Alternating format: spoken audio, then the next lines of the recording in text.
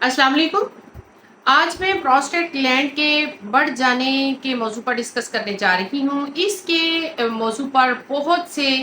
Patients ने मुझे comments में लिखा, ख़ुसूसी तौर पर बुजुर्ग हजरात 60 प्लस 70 प्लस इस ऐसे पेशेंट जो लिख रहे हैं कि यूरन बिल्कुल बंद हो जाता है। इसके मौजू पर मैंने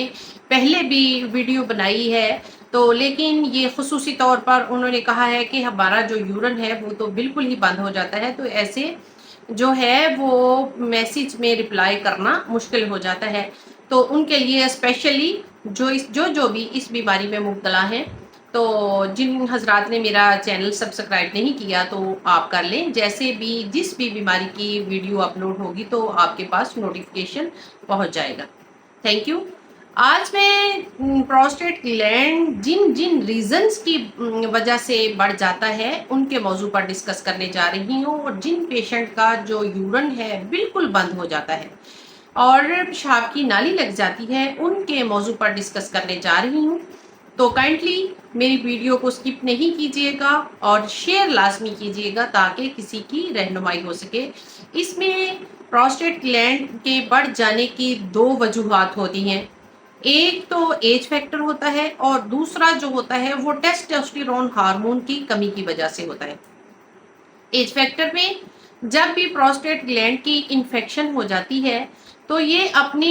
इसको गुदाए कुदामिया कहा जाता है। ये अपने नॉर्मल साइज से जब बढ़ना शुरू हो जाता है तो इसकी एक लिमिट होती है। जब पेशेंट 40 प्लस या 50 प्लस होता है, खसूसी तौर पर 50 प्लस होता है, तो इसकी जो इन्फेक्शन है इसके मामला ख़राब होना शुरू हो जाते हैं। इनमें इन्फेक्शन आ जाता है और इसके साथ साथ पेशेंट को जो दर्द यूरन करने में पेन महसूस होती है। यूरेथ्रा से जब यूरन पास होता है तो उसकी लाइन टूट जाती है, एक की बजाय दो लाइंस हो जाती हैं, और कभी ये लाइन टूट जाती है, रुक जाती है, यूरन रुक जाता है, कभी कतरे कतरे आना शुरू हो जाते हैं, पेशाब दब जाता है। और इसके साथ क्योंकि ये पेशाब इसलिए रुकता है कि इस प्रोस्टेट ग्लैंड का जो बोझ है वो यूरेथ्रा पर पड़ता है, जिसकी वजह से पेशेंट को पेशाब करने में दिक्कत महसूस होती है। और बाज़ दफ़ा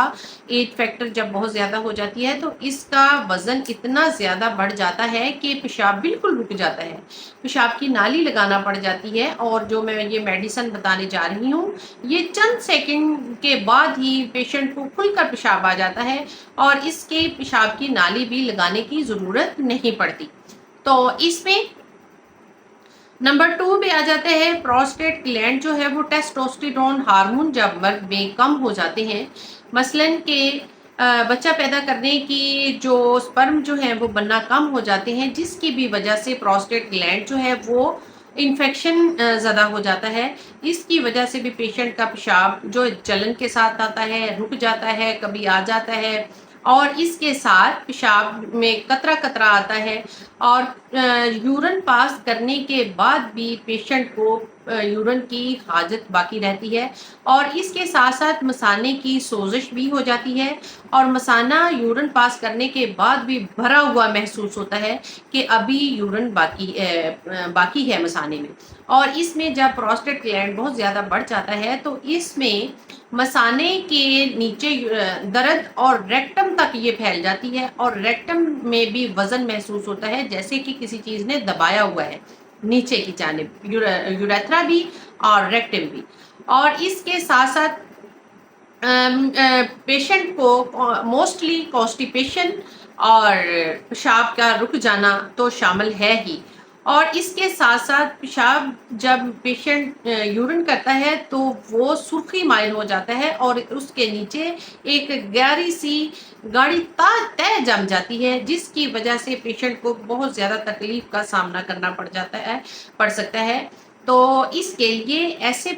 पेशेंट हजरात जो अभी बच्चा पैदा करने की ख्वाहिश रखते हैं, जिनको प्रोस्टेट ग्लैंड की तकलीफ हो जाती है, तो उनमें जो जरासीम बिल्कुल नॉर्मल हो, टेस्टोस्टेरोन हार्मोन जो है बच्चा पैदा करने वाले वो बेशक नॉर्मल हो, तो प्रोस्टेट ग्लैंड बढ़ने की वजह से जब आपका इंटरकोर्स करते हैं, जब वो सेमन जो है वो उस नाली में से गुजरता है تو اس کی پروسٹیٹ گلینڈ کے انفیکشن کی وجہ سے ٹیسٹوسٹیرون ہارمون کی کیفیت کم ہو جاتی ہے، اس کی بچہ پیدا کرنے کی صلاحیت بالکل کم ہو جاتی ہے یا نہ ہونے کے برابر ہو جاتی ہے، اس لیے اس میں مردانہ بانجھپن کا مرد بھی شکار بھی ہو جاتا ہے۔ بے شک اس کے تمام ٹیسٹ آلریڈی ٹھیک ہیں، لیکن وہ پروسٹیٹ گلینڈ کی تکلیف میں مبتلا ہے، تو اس میں بچہ پیدا کرنے کے چانسز بہت ہی کم ہو جاتے ہیں، اور اس انفیکشن کی وجہ سے، اور اس کی انفیکشن جو ہے وہ زیادہ آپ کو ڈائٹ پلان بھی اپنا ٹھیک کرنا چاہیے، لیکن اس کی جو انفیکشن ہے اس کے لیے بالکل جو 50+60+ ہیں، جنہوں نے مجھے لکھا ہے کہ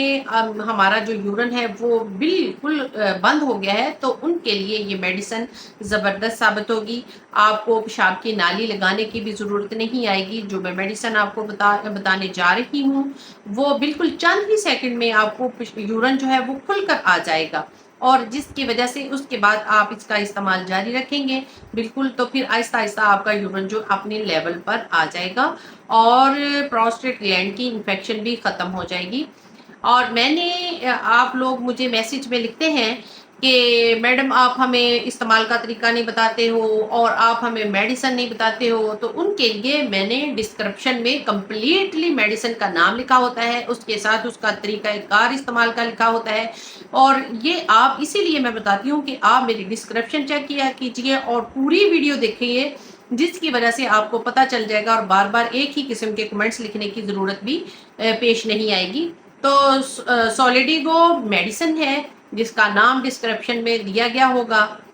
آپ نے اس کے اونلی 10 ڈراپ تھوڑے سے پانی میں حل کر کے آپ نے اس کو یوز کرنا ہے، جس کا یورن رک گیا ہے چند سیکنڈ آپ نے ویٹ کرنا ہے، آپ کو انشاءاللہ تعالیٰ کھل کر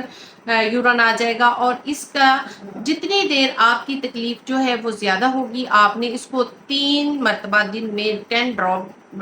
جو ہے وہ یوز کرنے ہیں۔ آپ اس کو